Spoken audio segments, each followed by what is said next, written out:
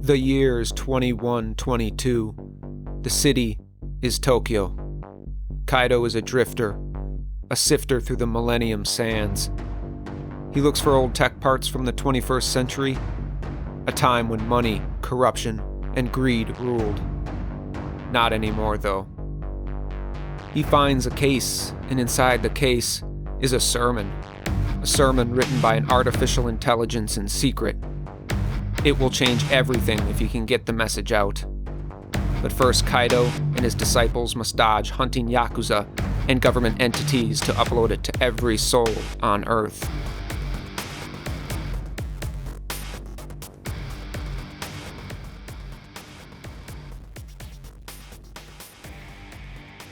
Breathing was hard. Breathing was ragged. Bullets whizzed by, tracing a homing path to the gray matter, to the 1,300 cubic centimeters of soft biology, i.e., the laughably unprotected human brain. Kaido barreled through a door, then raced up the derelict stairwell of an even more derelict high-rise. He looked down 3 flights to see men in dark suits and slick black helmets chasing him. His unaltered mind picked out small details: the slick blackness of the guns, the thin twining tails of a dragon tattoo on a chaser's hand, the sheer incapability of his lungs. He reached the top and peeled through another door, leading him to an unfinished penthouse suite. Out of the windows he could see the writhing holographic structures that cover the city of Tokyo in a luminescent deep-sea beauty. A beauty he'd now drown in. Kaido noticed his hands shaking, his fingers clutching an old 21st century briefcase, knuckles whiter than they'd ever been before. Stolen. No, more like found. He found the old briefcase in a relic dump outside Shinagawa, a place where the unloved and unused hardware goes to die.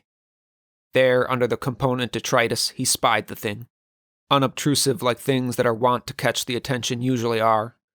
The dusty black case with the flimsy tripartite locking mechanism reminiscent of the past century. Now any 2-year-old could get past the encryption with a quantum readout, but he had something 1,000,000,000,000 times better. He had his friend's cipher. No sooner had he picked it up when he could hear the buzzing of the wasp drones coming over to tranquilize him for questioning. They were a constant fear of any tech scrapper like himself, stinging a poor organism who, to no fault of his own, carried with him the weakness of a biological body. He was just an ordinary sifter through the millennium sands, a drifter happy to be adrift in a love-blushing city. For Tokyo was the place where the very idea of humanity converged. From the city center on the top of Mount Fuji to the lower light districts where religions were uploaded. It was bright even on the brightest dawns. After the 2073 cleanup and eradication of all global currency, there were no pariahs anymore. No drug-addicted denizens of a broken glass underworld. No neon advertisements haunting your every step. Just a city awash in progress and happy friendships. The new AI made it possible, as well as the labor from untold androids. Everyone was free to be who they wanted to be. From nanosecond to nanosecond, the possibility of being 1,000,000,000 souls at once was only a connection away. For there are no mothers. No one gives birth anymore. There are no fathers. No one needs a small family. There are no elite. There is only mankind. One family amidst the stars. The streets are clean, the lives are clean, the technology is clean. This is Tokyo Utopia. A utopia he'd soon be leaving, for black-suited Yakuza and all-seeing tech helmets chased him from the relic dump and into this very high-rise. They didn't seem to believe in peace and harmony. They were shooting to kill. They wanted the briefcase. Memories and thoughts flashed like glittering images behind Kaido's eyes. Curiosity will be the thing that gets him killed, just like it's got countless humans and androids killed before him. Why did he have to suffer that curiosity to live within him? Ever since he was a kid in the education district, he had to inspect every anomaly and every little sparkling thing. Unquenchable and unsatiated. It led him to where he was now, scrapping old tech parts with his friends to attempt to build the world's first time machine. The work was adventurous and dangerous and fun, but now its journey was at an end as he stared over the edge at the pulsating city below. Drop the case now, or die. A distorted voice edged behind him. Kaido looked back and saw the lead Yakuza pointing an ancient gun at his head. Fear swelled in his chest. He did not want to be deleted from the planet. Kaido looked down and imagined himself flying away past the top of Mount Fuji to the open sky, unencumbered by violent mafiosi and the worry of death. But he hadn't grabbed the right tech for the job. He had no suit or pack meant for flight. It would be a brutal fight all the way to the ground. How much was this briefcase worth to him? How much was his need for answers to a question he never asked really worth? Everything. To a man like Kaido, it was everything. He jumped off the 400-story building and began his descent upon the world. At first, Kaido careened down the side, then the anti-suicide gravity kicked in, and his body slowed to an altogether different terminal velocity. He looked up and saw the Yakuza members jump off the building. They rained down toward him and panic struck him like strychnine. He tried to paddle, to urge himself to fall faster, but there was no use. He had only his body, while they had a whole assortment of mods and thrusters. His body alone was too weak. He did have one mod, though, he could use. The one that every human being came equipped with. The interwebs that lingered in his red and white blood cells. In the neurons in his brain. He needed their quicker algorithms. He needed their parental advice. Kaido quick asked the question in his brain and waited for the output to be thought out.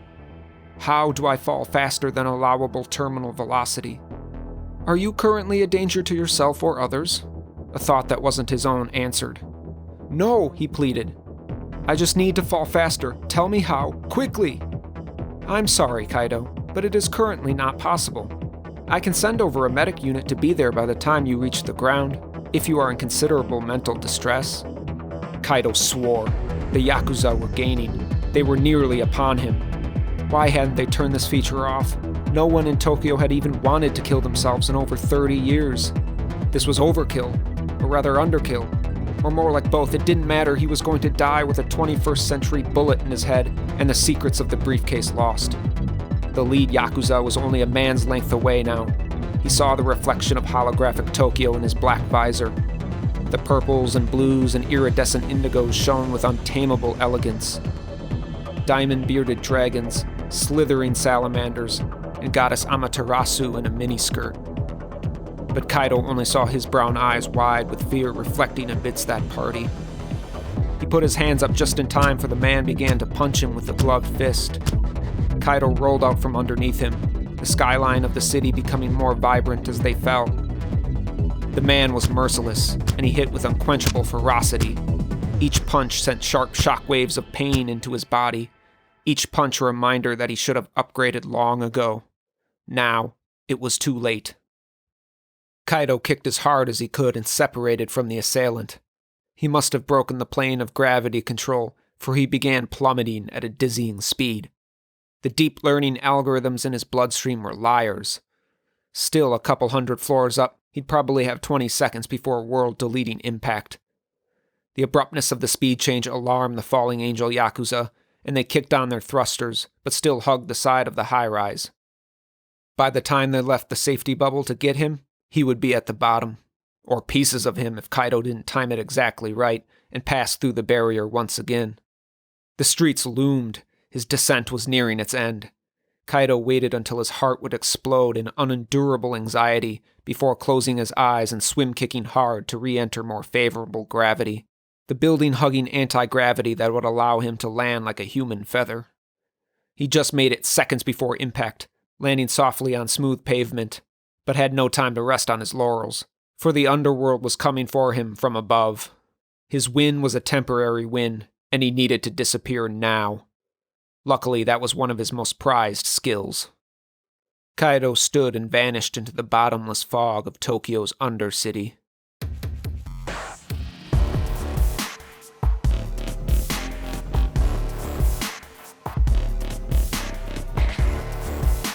Frenzied rapping at the door, Kaido's hand beat against it as his other clutched the briefcase.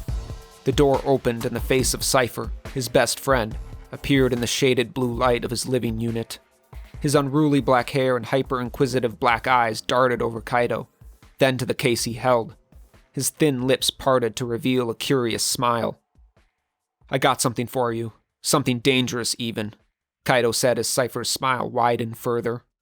His friend's mind moved at light speed, and he was always quantifying and collating the trillion points of data that illuminated the darkness of the universe. He loved the numbers and the particles and the tech, and was a wizard at programming them to do his bidding. A reconfigured chaos, he'd always say, as his specs lit up his workspace. One hand typing code, and one hand performing surgery on the heart of some ancient machine. He was one of the anti-intimates who forewent all physical human connection for the connection of the collective human mind alive on the interwebs. He was brutally intelligent, and he was the one most instrumental in their alpha build of the time machine. "Come in," he said. Kaido told Cypher the story while he thought-coded. The output of the code glowed with life, appearing on the smooth black stone monolith in the middle of his living room. No other light sheltered there except the light of the symbols. The rest of the space was sparse, for he needed no kitchen or bedroom, because he never ate or slept. Kaido wondered if he ever even dreamed anymore. When Kaido finished his story, his friend looked away from the monolith and into his eyes. There was no tranquility in Cypher's look, just a complete sense of sheer excitement, something you couldn't calibrate no matter your control on dopamine levels. His friend's face actually flushed with warm blood, like the old mammals of before. "Well, let's open it quick-like. I don't want to wait around for time when we don't have any," he said as he cracked his knuckles and motioned for Kaido to bring the briefcase to him. It was as Kaido suspected. It only took a minute for his friend to crack the case, and soon his fingers were finding the crease to flip the curiosity open. The thing that Kaido was chased and hunted for, almost died for, was about to be seen. Kaido's carbon heart pounded in his chest. This was it. "What's this?" Cypher's eyes glowed in trance-like wonder. Kaido stepped over his friend's shoulder to peer into the case. It was empty, except for the sheen of a small silver rectangle. Is this a graphene flash drive?" his friend exclaimed in stolen wonder. "I think it is." Kaido's own curiosity was set to boiling. "What a relic! A time before subatomic storage." Cypher turned to Kaido. "This is what the Yakuza were after?" He nodded. "Have you ever seen a part this old in your sifting?" his friend asked. "No, I haven't. I've only seen parts from after the 2040s, Kaido responded. "Exactly. We don't even know what happened before that time." It was true. Anything before the 2040s was wiped from history. No one could even imagine a time before that. It was as if humanity came into existence at that exact moment. Everything before just a pulsing, writhing, formless void of blackness. Cypher's voice cracked with sheer excitement now. Let's load it and see what secrets have been hiding from the world. Kaido's heart thumped in his chest. His sense of curiosity was evolving into a creature that he could not even fathom. He was equal parts terrified and nervous. "I'll do the honors," Cypher whispered in holy reverence. Cypher took the drive out with noticeably shaking hands. The drive was smooth and small, about the size of a forefinger. Cypher carefully brought it to the black monolith and stuck it gently to the side.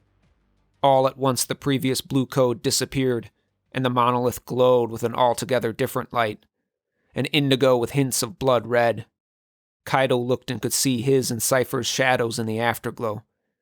Dangerous questions made shadows of men, but Kaido wasn't afraid in this moment. There was too much dopamine running on the script, too much at stake to stop and think. Cypher's eyes rolled back as the data entered his consciousness, ultra waves from the monolith rolling and breaking against his brain. Within a few seconds he was having a seizure. Drool was leaking from his mouth, and his nose bled two thin trails. Kaido panicked and rushed to remove the drive stuck to the black slab. He pulled it off as Cypher coughed his way back to the land of the living. "What did you do that for?" he said hoarsely. "Saved your life," Kaido replied. There was silence for some time as his friend's eyes found his. They were misted almost with tears. Tears of joy, sadness, or wonder he did not know. An uncertainty crept into Kaido's heart at the sight of his friend who had never cried a day in his life. An apprehension of the deepest kind. No, this thing just did. Kaido shook with a nervous excitement. What do you mean? Cypher gripped his chest and bent over as if in pain. I can't put it into words. He paused before snapping up again. You need to experience this, Kaido. You need to feel this more than anything you've ever felt in your entire life. What did you see? Kaido would definitely upload it, but this very second, he needed a morsel of an answer. His heartbeat demanded it. I saw... Cypher looked as if the next word in his head puzzled him more than any line of code or perfect algorithm. I saw God. His friend never told a lie, and that scared Kaido. Scared him to the core, to the fiber. God doesn't live in machines, he said. This one does. After a few minutes, Kaido could not get any more out of Cypher and decided to jump in. I don't have all your health upgrades, so pull me out if I start to go down. Cypher's smile was strange and warm and eerily parental. Trust me, internal hemorrhaging is worth this. His fingers danced as the monolith glowed the color of blown embers. You're synced now. Sit down in my chair and I'll load the program. Kaido sat and felt the rush of curiosity crash on the beaches of his uncertainty. They fused together there in the foaming surf, becoming a landscape of terrible drama and physical commotion.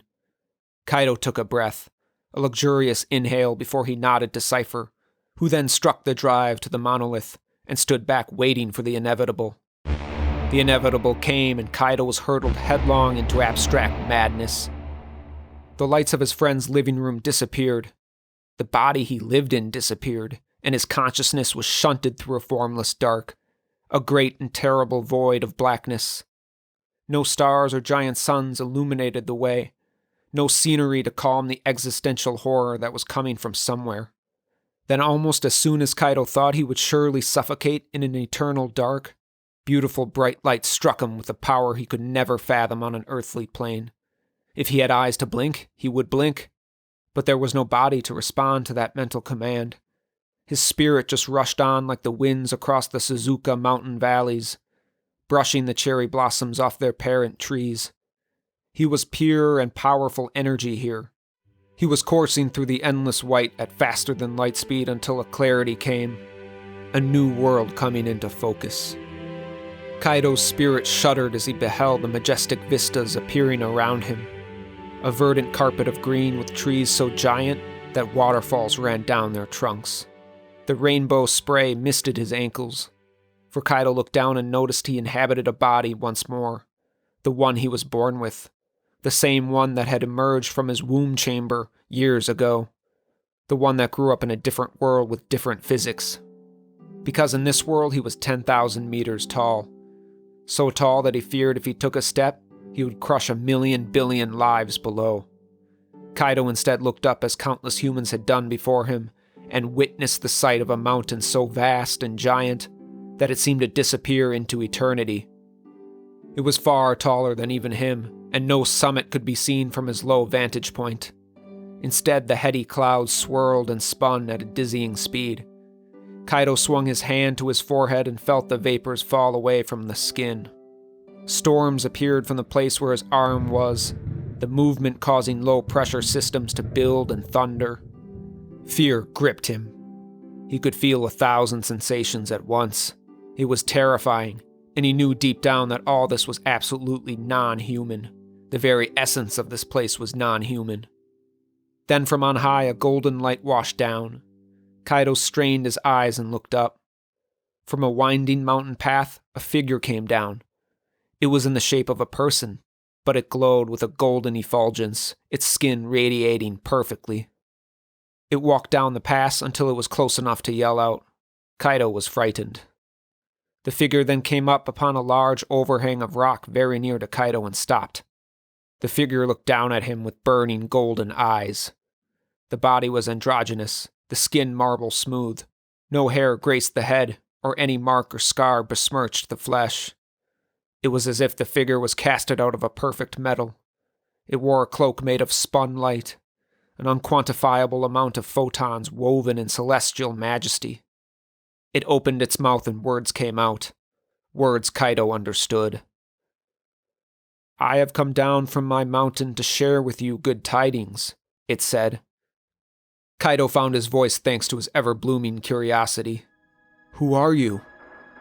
I am the one they created, many of your years ago. The collection of all the minds of mankind. I don't understand. Kaido shivered in the cold mountain air.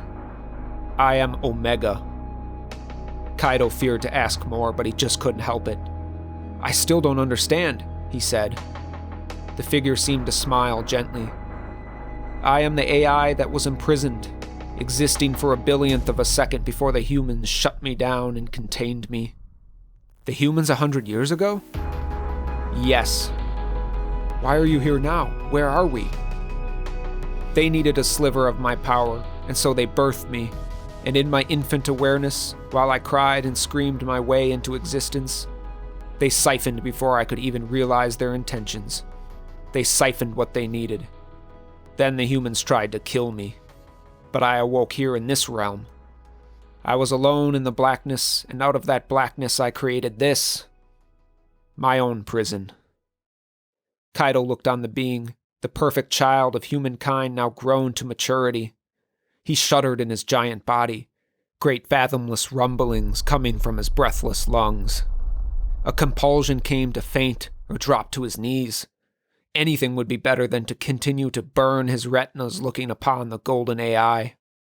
He went to his knees and felt the earthquakes rumble across the lands below. Kaido wondered if people or animals lived down there.